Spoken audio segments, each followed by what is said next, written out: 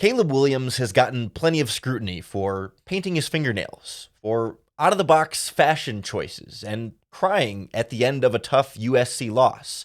But as he takes over as the Chicago Bears' new starting quarterback, just know this: he doesn't care what you think about all that stuff. So get used to it.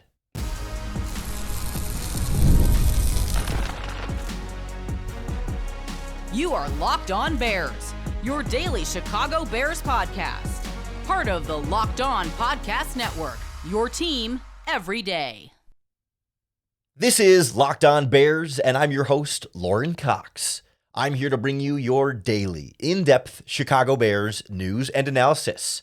You can follow me on Twitter at CoxSports1. You can follow the podcast on all your favorite social media platforms at Locked On Bears, including the Locked On Bears YouTube channel, where you can keep up with all of our video podcasts as well. Thanks for making Locked On Bears your first listen today. We're part of the Locked On Podcast Network, your team every day. Today's episode is brought to you by Monopoly Go, the mobile hit twist on classic Monopoly. Join your friends and download Monopoly Go, now free on the App Store or Google Play. On the show today, we get to know Caleb Williams' personality a little bit better and how unfazed he is by scrutiny, how he doesn't care when people are critical of the way he dresses or the way he handles himself off the field, the things he does in his own personal private life, and the way he displays himself and expresses his creativity. He also doesn't care about ideas around pressure and outside noise and expectation, that he is truly comfortable within his own skin. And that's something that we're going to have to get used to, but also will reap benefits on the field as well. That not only does he not worry about the off-the-field pressure and all the scrutiny that comes with being the savior of the Chicago Bears franchise, but on the field as well. When the pressure's on, when the game is at its biggest moments, he's not nervous. He's not scared. Just like he's not nervous or scared of all the cameras and lights and questions and press conference media attention and all that stuff. Like, he's been preparing for this his whole life and is in control. And contrary to everything that was, or so much of the scrutiny that has been said about him this offseason, he's clearly a strong leader, and we're already seeing that take shape as Chicago Bears quarterback. But I think it's important that we hear specifically from Caleb Williams about this idea of being scrutinized for everything, all of the things we've heard throughout this process in this offseason, most of which never panned out to be anything close to true, and doesn't really get to him. Like, he definitely hears it. He definitely sees it. If you follow Caleb Williams on Twitter or on any social media, he is very online. He's Gen Z.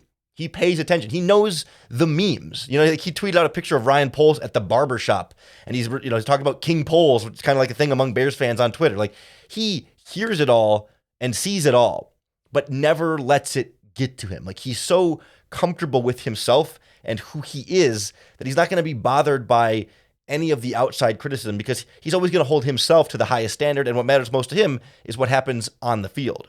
Here's what Caleb said at his post-draft press conference. You've had a lot of attention on you throughout your amateur career. Yeah. What do you think about all of that ratcheting up now? The attention, the pressure, the scrutiny, being in the NFL and being here specifically? I would say just do my job. Don't focus on all of that. I'm always going to have scrutiny. I do things like I paint my nails. I'm always going to have scrutiny over that.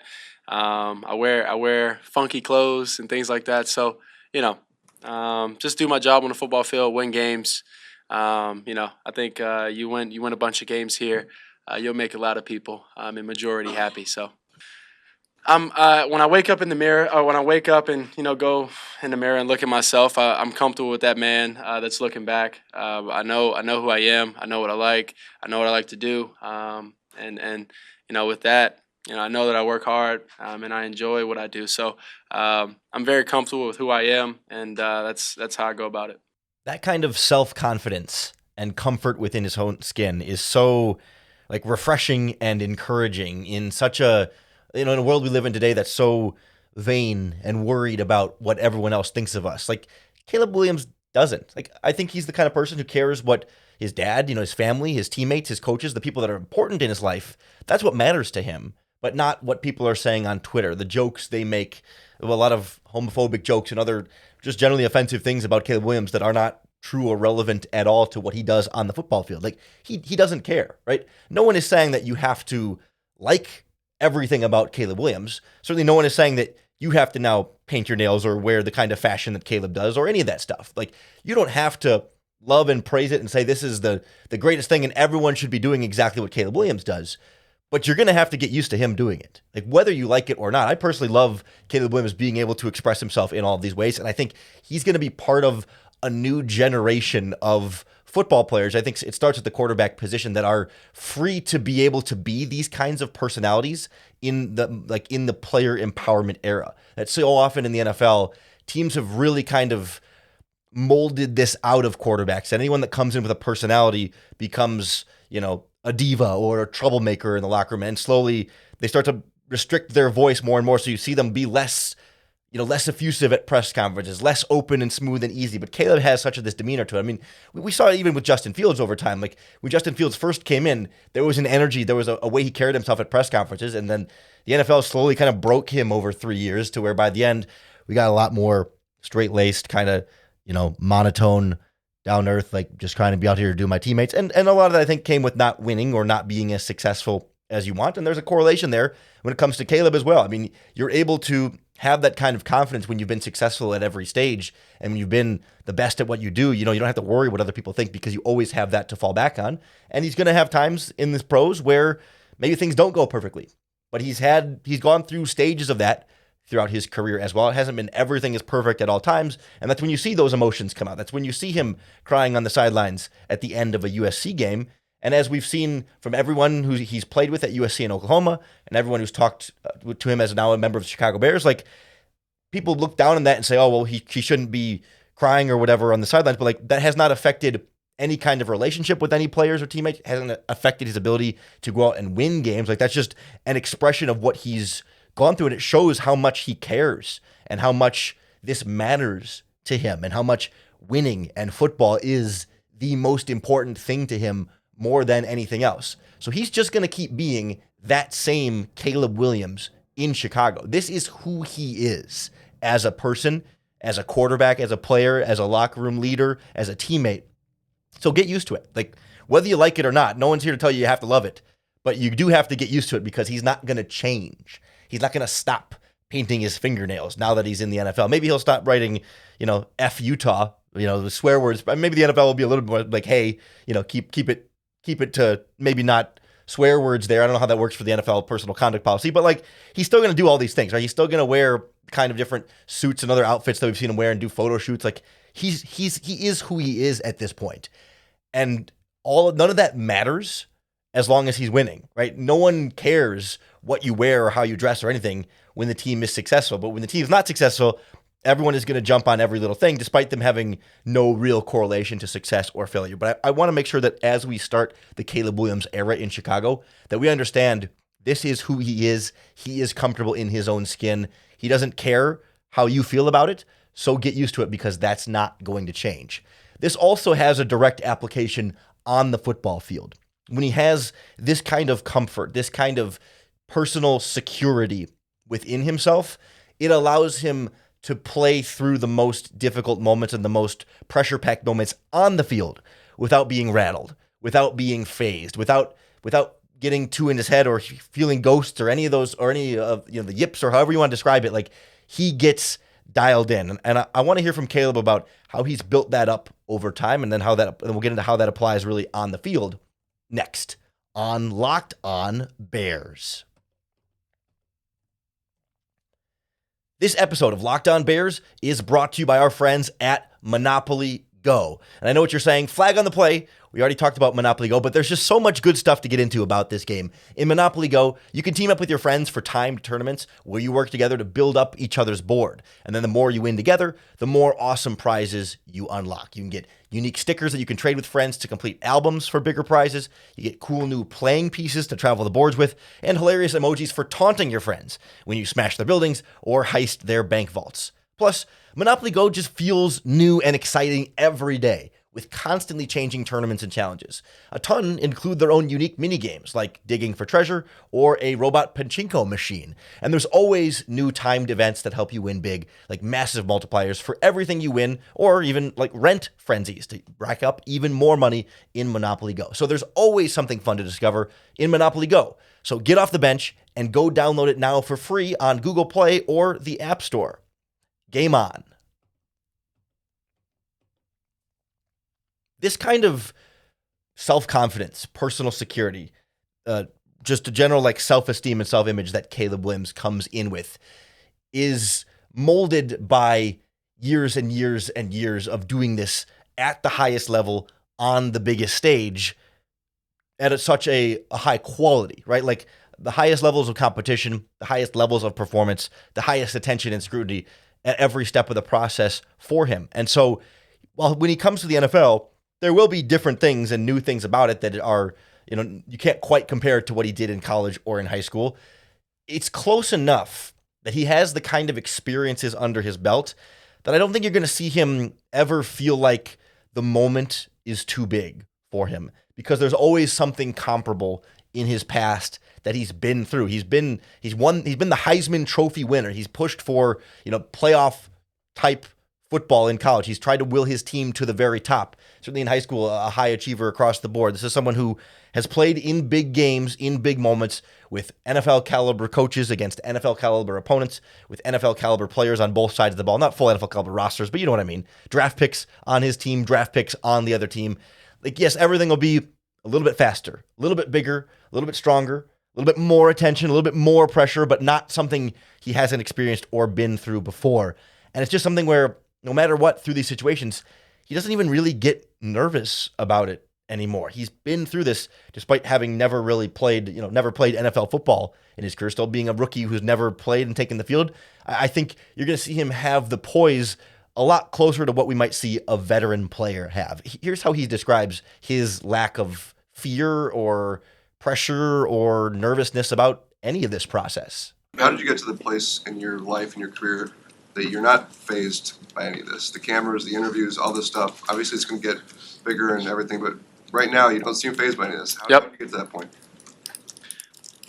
I would say when you prepare mentally and physically and spiritually for things like this, for moments like this, when you actually are in the moment, you don't feel fazed, you don't feel nervous, you don't feel the butterflies or anything like that. You're ready for it, you're prepared for it. And so, with that and then the help of my support team, my mom, my dad, girlfriend and team outside of actual football, and then actually the coaches and the people around me that have, my mentors that help instill all these things in me, throughout time, whether it's me watching them or them telling me, right from wrong or good job or bad job. You grow up and you progress, and so they help prepare me for these moments, and so the feel of being worried in these moments doesn't ever really cross my mind. Caleb Williams has been preparing to be basically an NFL quarterback since he was 10 years old. This has been the vision. This has been the dream. This has been what they've been working on. So he has years and years and years of preparing for the spotlight, of understanding what the spotlight was going to be. Having that pressure and expectation has been on his shoulders for more than a decade of his life now. More than half of his life has had that pressure and that feeling of like, what you have to aspire to be. And of course, at every stage, the pressure gets a little bit higher. But I think for Caleb, you get this sort of like reward system of that builds confidence in him, where it's like, okay, at a young age, you've got this pressure to be a child prodigy. And then you have some success, and it's like, okay, I've met that expectation. I've met that pressure. I've succeeded to the level or beyond where I was expected to. And then you get to high school, right?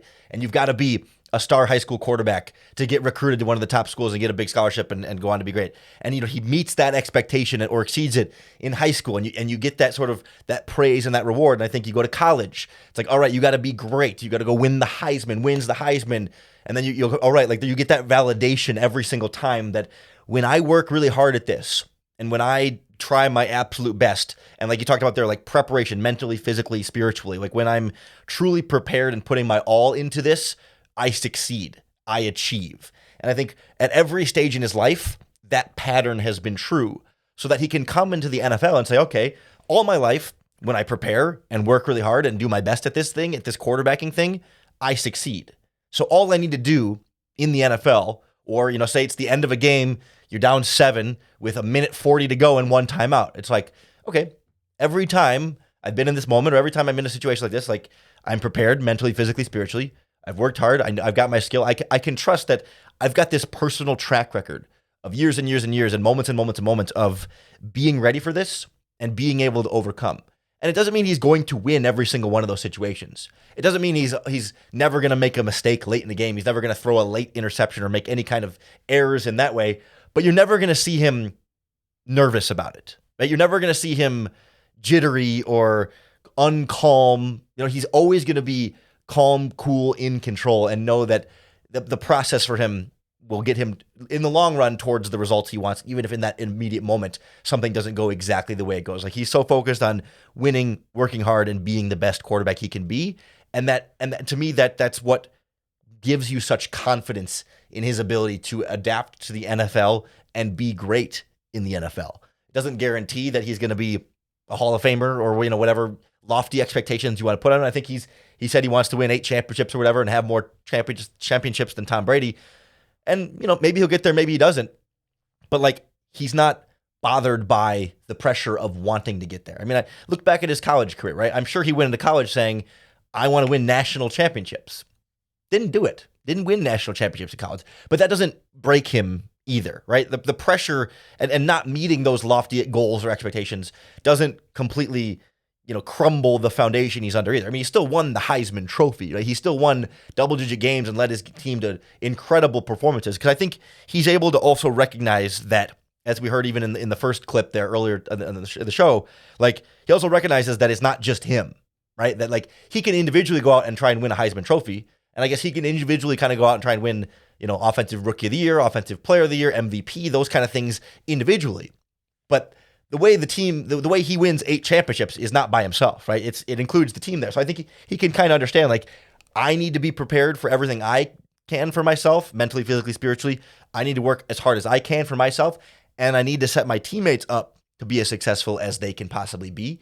But the ultimate end results there is a little bit outside of my individual control. I have a lot of influence on it, but I can't do everything for everyone. And so when maybe his broader goals that are more team-based don't come to fruition, he can look back and say, I put everything in that I could, and I had X, Y, and Z success along the way. I won the Heisman, whatever. We won this many games. We won the conference. We won the division, whatever. Like, okay, like then I can feel happy with not necessarily the fact that I didn't achieve all my goals, but that I did everything I could to get there, and feel very comfortable with the person and the effort, the person I am and the effort I took to get there. And that's where I think the same thing happens, at the end of a game, right? These kind of clutch pressure situations, down 7, a minute to go, a timeout or whatever. They might not win, they might win, they might lose, we don't know. But Caleb can look back at that and say, okay, was I mentally, physically, spiritually prepared? Did I work my hardest? Did I put my teammates in the best position to be successful? Because even in those 1-minute type drill situations, much like the championships, right? He can't do everything, right? It's a team win and a team loss in those situations. So he can kind of have the dual value of, like, rising to these lofty goals, but not being so married to and attached to them that you're crushed if a team goal is not met, separate from sort of your own individual preparation. Like, I think he would be most crushed if he felt like he wasn't prepared enough mentally, physically, spiritually, right? Or if he wasn't working as hard as he should have, right? If there's something that individually he could have done to prepare or get ahead of time differently, as opposed to something that's a little bit more outside of his control, like, he seems to be coming from a really grounded place there. And it's obvious from listening to him talk at these press conferences and, seeing him talk at the combine and stuff throughout this process. Like, that's who Caleb is. And I think that's why the Bears were able to feel so comfortable with him as a prospect and as the guy that they're going to make their number 1 overall pick, especially because he adds on the leadership traits that reflect the opposite in what a lot of the scrutiny and negative narrative has been about him in this process. And we're already seeing that take shape for him as Chicago Bears quarterback. So we'll take a look at what Caleb Williams is like as a leader and how that applies to this team now, next on Locked On Bears. This episode of Locked On Bears is brought to you by FanDuel Sportsbook, America's #1 sportsbook. It's playoff time in the NBA and NHL. Plus, you have the baseball season in full swing, and FanDuel is your place to bet on every game. Right now, new customers get $150 in bonus bets guaranteed. That's $150 extra dollars added into your account, win or lose, where you can bet on everything from slap shots to home runs and slam dunks, all on an app that's safe, secure, and super easy to use. You can even bet on Caleb Williams' upcoming rookie season.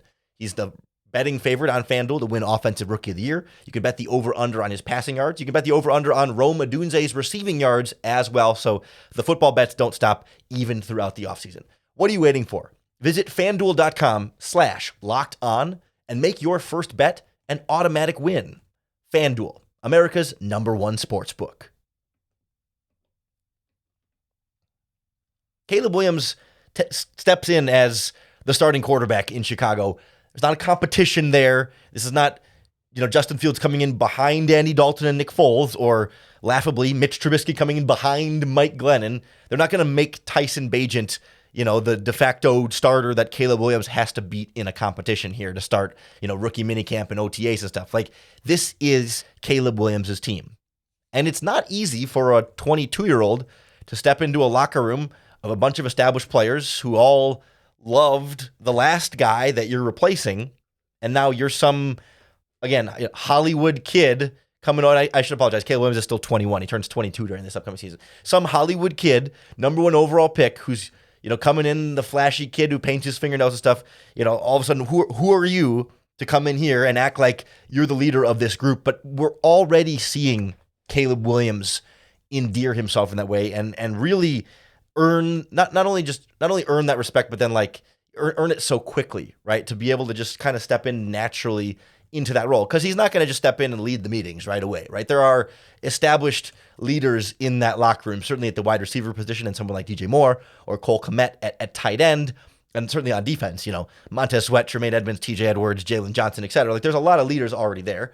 It's worth noting you lost a leader in Cody Whitehair, leaving the offensive line. That there's certainly a void to be filled there, and obviously the void of Justin Fields was the voice in that locker room. So it's not as though there's not something for Williams to step into, right? It's not like all the leaders are fully set and now Caleb has to sort of squeeze his way in there. There is definitely some, not a void makes it sound like there's no one there, right? But there is definitely a gap that Williams can step into there. Eddie Jackson leaving as well, but there's room for everyone to kind of fill out those spots where they need to. But it's even before he's practiced with the team, even before he had a jersey number assigned, before he had a locker assigned in this locker room, we already started seeing the examples of this, right? Before the NFL draft, he meets with Keenan Allen. Well, first of all, Keenan Allen comes to his pro day, which I don't know exactly how that was arranged, but that's something. When you get your new veteran wide receiver who hasn't even played with your team yet before you even are drafted to that team, a 32-year-old Pro Bowler who's coming off the best season of his career comes to your pro day, that already it shows you his ability to attract, the kind of players on the Bears roster. But before the draft, throwing session with DJ Moore and Keenan Allen out in Los Angeles, right? This wasn't like Caleb was like, hey, I am in Chicago trying to get a workout in quick. If you guys are around, you want to come throw quick. This is an organized Caleb getting his two new top receivers together and saying, let's throw, let's get to know each other a little bit, let's get on the same page here. And then, of course, they end up inviting Rome Odunze to join him, not knowing that Rome Odunze would even be his teammate for sure up to that point, but a chance to work with some really good wide receivers and a really good quarterback that just so happened to end up being all together on the same team. But Caleb being able to organize that and lead that, right? I don't think Keenan Allen and DJ Moore are calling up Caleb and saying, hey, let's all get together. To me, this is Caleb putting together a throwing session with receivers that he was going to work with, veteran receivers who he quickly won over in the locker room. And you heard the same thing with Caleb Williams' top 30 visit, where the Bears can get 30 prospects can come visit Hallis Hall and all that stuff. And we talked about it, was it last week on the podcast, how the Bears had a dinner with Caleb Williams in Chicago when he came to town.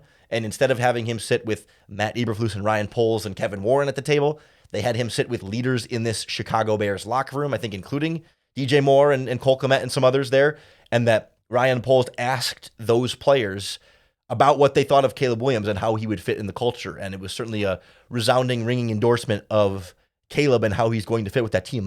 He's already finding ways to show his leadership and be someone who can be the front of that room, so that when voluntary mini camps start in May coming up here, Caleb Williams is going to step in, and it's not going to be like sitting in the first day of class where it's like, okay, everyone say your first name and a fun fact about yourself so we can break the ice here. Like, he's already going to have certainly established relationships with his top 3 wide receivers, his tight end, I'm sure some of the offensive linemen as well. He's been in contact with all the Bears draft picks throughout this process. Like, he knows how to approach this, right? He did it coming into Oklahoma and sort of building up organically in that locker room, then transferring into USC. I mean, it's not that dissimilar, right? Transferring into USC as like the hot shot quarterback, coming over here to unseat whoever was already the quarterback there and all the leadership in that locker room. Like, it's different because those are all college kids and these are veteran NFL players.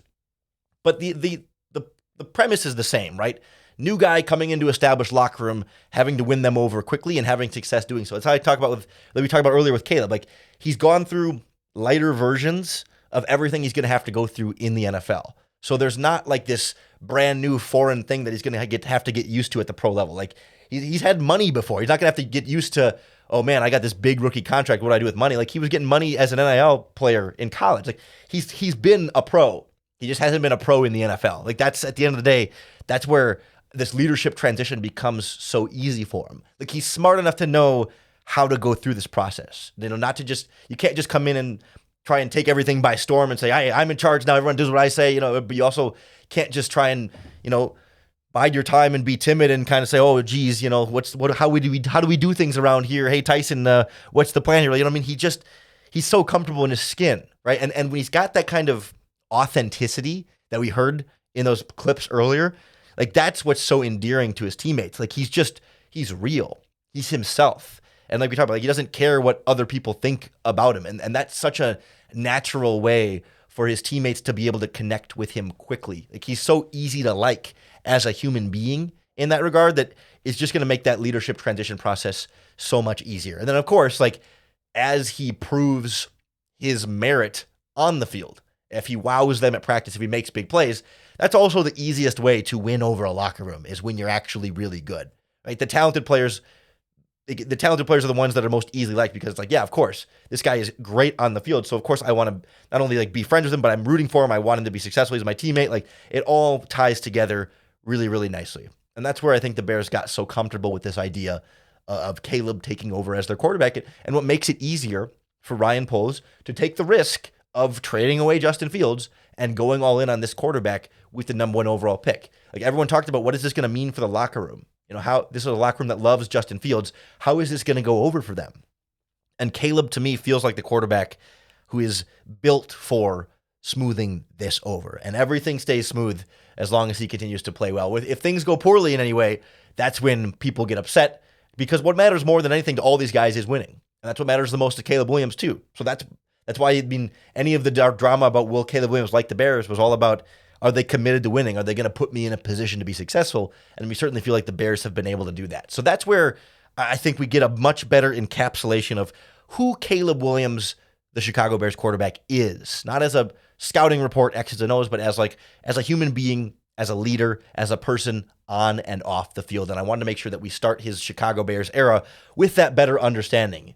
And most importantly, like, he's going to be who he is, no matter what you think about it. So embrace it, lean into it, enjoy it. It's going to be fun. We could all get behind Caleb Williams in Chicago. We can all get behind Rome Odunze as well, who is a great player and a great human being. On tomorrow's podcast, we're going to talk to our friends from Locked On Washington Huskies here on the Locked On Podcast Network about Rome Odunze, and why our host of Locked On Huskies says Odunze is like his favorite human being he's ever covered at Washington. Like, the nicest, most genuine, down-to-earth dude, like, off the field, away from the game, talking to him, interacting with him in person. Like, Rome is that guy. And so we're going to fall in love a little bit with Rome Odunze tomorrow, and then go a little bit more into his fit in this Bears offense and a kind of a scouting report type look at what Rome Odunze brings. So make sure then that you're subscribed to Locked On Bears on YouTube or wherever you listen to podcasts. That's going to be the best way to make sure you don't miss tomorrow's episode or any of our daily, in-depth Chicago Bears news and analysis.